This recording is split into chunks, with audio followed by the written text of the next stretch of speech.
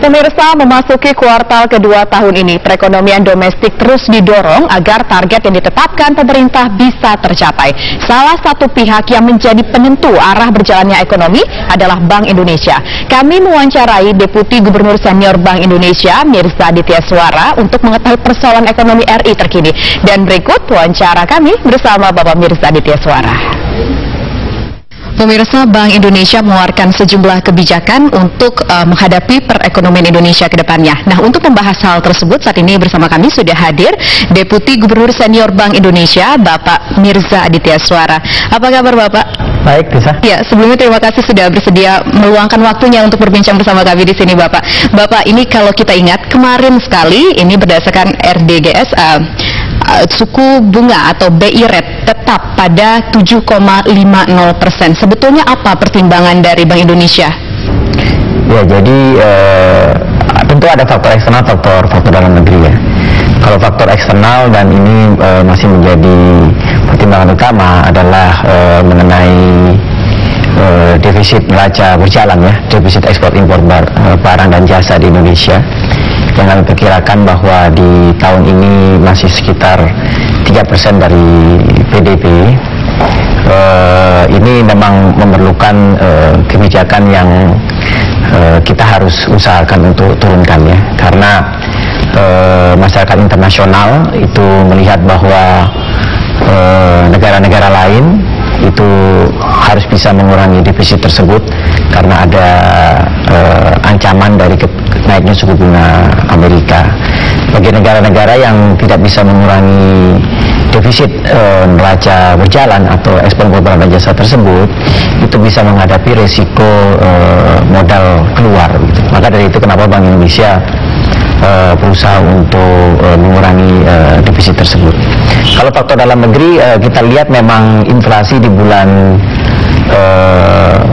Januari dan Februari memang turun gitu, tetapi di bulan Maret dan kemungkinan di April ini juga inflasi mulai akan naik lagi begitu, walaupun masih dalam range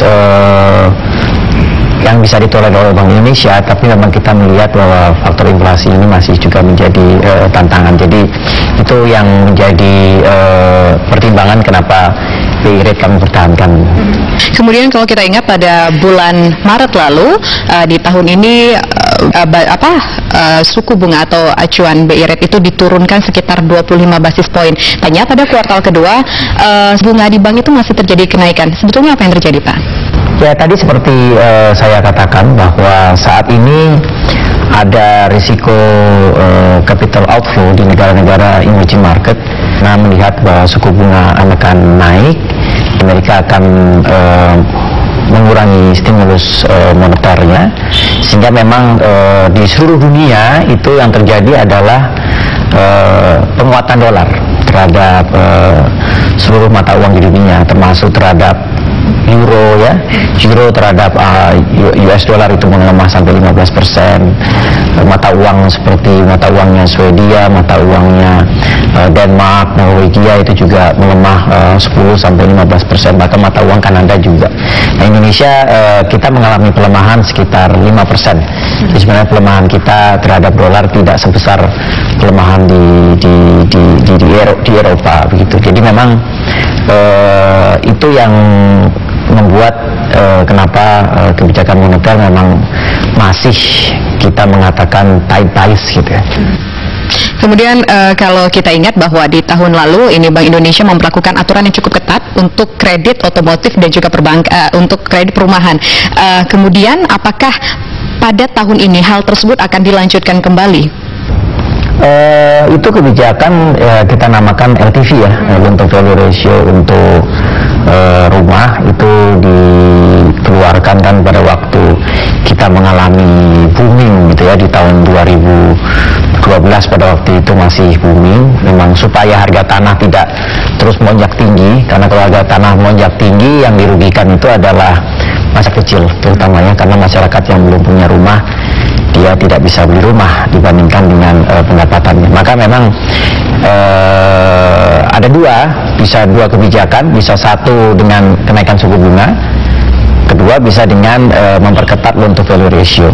Kalau kenaikan suku bunga tentu akan memberatkan banyak pihak gitu ya. Padahal yang kita mau tuju adalah supaya harga tanah tidak naik terus. Memang kemudian diintroduce loan to value ratio pada waktu tahun 2012 dan 2013. Tapi kan implikasi dari adanya kebijakan yang cukup ketat tersebut, Pak, ini berimplikasi terhadap pertumbuhan kredit yang tertekan.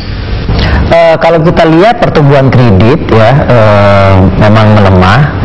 Seperti tadi saya katakan bahwa apa sih yang sebenarnya faktor utama dari pelemahan ekonomi yang dihadapi kita sekarang? Adalah faktor eksternal ya. Tadi di dunia ini Cina melemah cukup signifikan. Dari tahun 2007 itu tumbuh sekitar 12%, sekarang tumbuhannya sekitar 7%, bahkan mungkin mengarah ke 6,5%. Eropa tumbuh sangat lemah ya, hanya sekitar 0,1%. Jepang juga hanya tumbuh sekitar 1%. Nah, hanya Amerika yang pertumbuhan ekonominya mulai tahun lalu itu cukup baik ya. Nah, kemudian itu membuat harga komoditi jatuh secara drastis, bahkan harga batu bara itu jatuh dari $150 dan mungkin sekarang cuma sekitar $60. Nah, itu yang kemudian faktor utama yang menyebabkan kita lihat pelemahan ada di Sumatera, di Kalimantan dan daerah-daerah lain. Dan itu juga yang kenapa misalnya penerimaan negara pajak itu juga kemudian menjadi cukup lemah gitu. Jadi kalau menurut saya bukan faktor kebijakan moneter ya, tapi lebih kepada faktor eksternal begitu. Artinya tadi memang Bapak mengakui pertumbuhan kredit kita menurun, tapi apakah kira-kira dengan pertumbuhan kredit yang menurun, target pertumbuhan ekonomi sebesar 5,7% akan tercapai nantinya, Pak? Kuncinya di satu adalah bagaimana pemerintah bisa mempercepat pengeluaran disbursement dari expenditure pemerintah ya untuk APBN. Jadi memang biasanya memang kuartal 1 itu adalah selalu disbursement itu belum terjadi. Nah, biasanya di kuartal 2 ini disbursement akan jauh lebih baik dibandingkan kuartal 1 gitu. Tapi memang kalau bagi Bank Indonesia range antara 5,4 sampai 5,7 saat ini sih kami melihat mungkin lebih kepada di batas bawahnya begitu. Realistis tidak Pak artinya? Yang mana nih? Target 5,7, range 5,4 sampai 5,7 realistis tidak? Range itu kalau 5,4-5,7 kalau kita lihat sekarang dengan eksternal yang lemah seperti saat ini, untuk mencapai 5,4 rasanya masih sangat mungkin ya. Dan tergantung juga kepada bagaimana tadi APBN apakah mampu untuk pengeluaran itu dipercepat gitu. Sedikit Pak, kira-kira nanti sektor apa saja yang bisa membantu agar target tersebut bisa tercapai? Bagi bisa tercapai tentunya sebenarnya kalau kita melihat ya, kita harus lihat Indonesia ini jangan lihat di terlalu jangka pendek ya, jangan lihat terlalu jangka pendek. Dan pemerintah lakukan sudah terkait satu infrastruktur, percepatan untuk infrastruktur, percepatan untuk pengeluaran untuk membangun irigasi ya. Ini semua menurut saya sudah pada arah yang benar ya. Jadi kalau kita menilai hanya kuartal per kuartal, bulan per bulan, menurut saya sih bukan sesuatu yang tepat gitu ya. Kita harus lihat bagaimana Indonesia ini jangka menengahnya, dan jangan lupa ada faktor eksternal ya.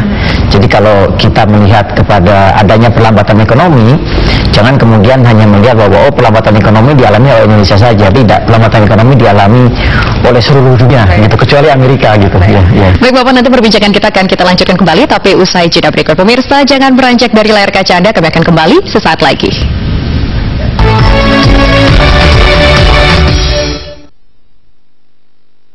Terima kasih pemirsa, Anda masih bersama kami dan kita lanjut kembali perbincangan kita bersama Bapak Mirza. Bapak Mirza, ini kita juga tahu kemarin beberapa waktu yang lalu BI ini memfasilitasi hedging PLN dengan bekerja sama dengan sejumlah bank BUMN. Lalu ini seperti apa progresnya Pak? Ya, jadi mungkin saya jelaskan dulu kenapa kok Bank Indonesia memfasilitasi ya hedging tersebut ya. Jadi utang luar negeri sektor korporasi itu meningkat pesat ya. Dari waktu tahun 2009 itu baru sekitar 70 miliar dolar, dan di tahun 2014 itu 163 miliar dolar. Jadi meningkat lebih dari 2 kali lipat.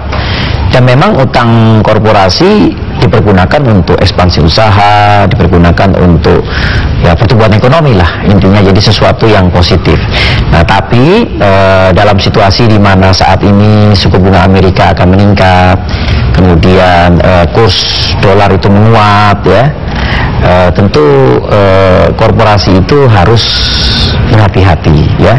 Dan kami, menurut data kami, cukup besar korporasi di Indonesia yang mempunyai utang luar negeri falas itu dia tidak melakukan hedging, padahal penghasilannya rupiah ya, utangnya dolar, penghasilannya rupiah. Nah tentunya kalau dolarnya terus menguat kan berbahaya bagi perusahaan tersebut, dan secara makro bisa berbahaya bagi stabilitas moneter. Nah itulah kemudian yang membuat Bank Indonesia menerbitkan aturan mengenai kewajiban hedging.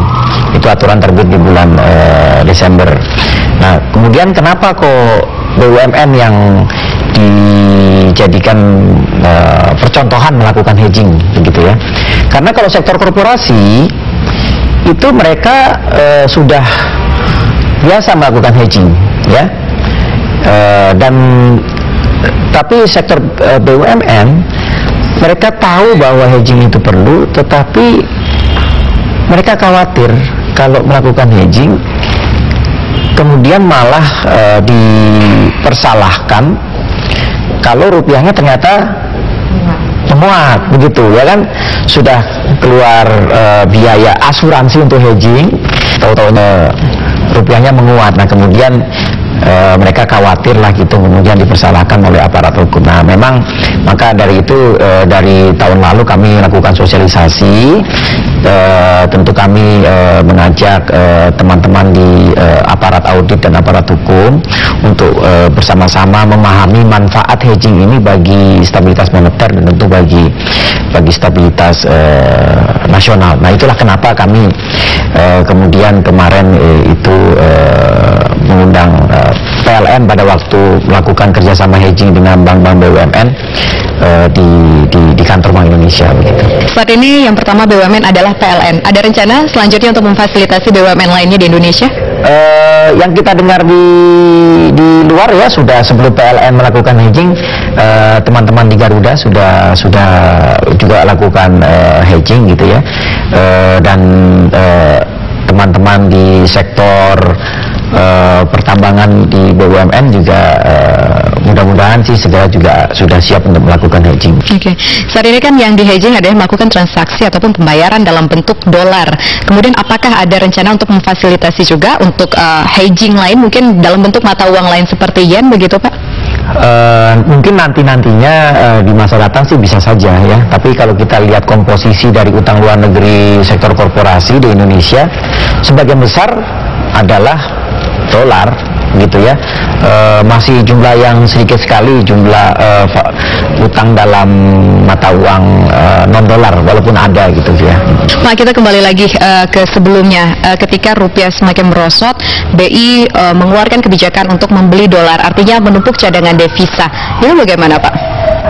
Menurut saya itu teman-teman mungkin pengamat itu kurang bisa membaca data dengan baik ya, karena mungkin teman-teman tidak berkomunikasi dengan kami cara membaca data yang benar begitu mengenai cadangan devisa. Jadi mungkin lebih baik kalau mau mengetahui apakah Bank Indonesia itu membeli dolar atau menjual dolar, lebih baik tanya kepada bank-bank yang bermain di pasar falas gitu. Okay. Ya, karena banyak teman-teman ekonom yang mungkin tidak tahu dengan baik begitu mengenai bagaimana transaksi intervensi yang dilakukan oleh Bank Indonesia. Oke, Pak, dengan sejumlah kebijakan yang sudah dikeluarkan oleh Bank Indonesia, target dolar bisa di angka 12.500, akankah bisa tercapai menurut prediksi Bapak? Kalau nanti Indonesia defisit dari ekspor impor barang dan jasanya bisa semakin mengecil ya. Seperti Indonesia kan dulu waktu tahun 2013 kuartal 2 itu pernah sampai 4,3% defisit, 4,3% terhadap PDB.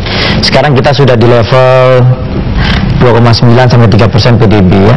Kalau kita defisitnya bisa terus mengecil, tidak harus surplus, tapi mengecil seperti India yang bisa mengecil dari 4,5% menjadi 1,6% PDB, India kemudian mata uangnya menguat. Jadi kalau kita bisa mengecilkan defisit tersebut, kemudian nanti juga kita sudah lewati ketidakpastian mengenai suku bunga Amerika, rupiah akan menguat dan stabil, itu menjadi sesuatu yang sangat possible. Baik, terima kasih Pak Mirza Aditya Suara sudah berbagi informasi di sini dan sudah meluangkan waktu untuk berbincang bersama kami hari ini. Terima kasih banyak Bapak. Sampai bertemu kembali Bapak.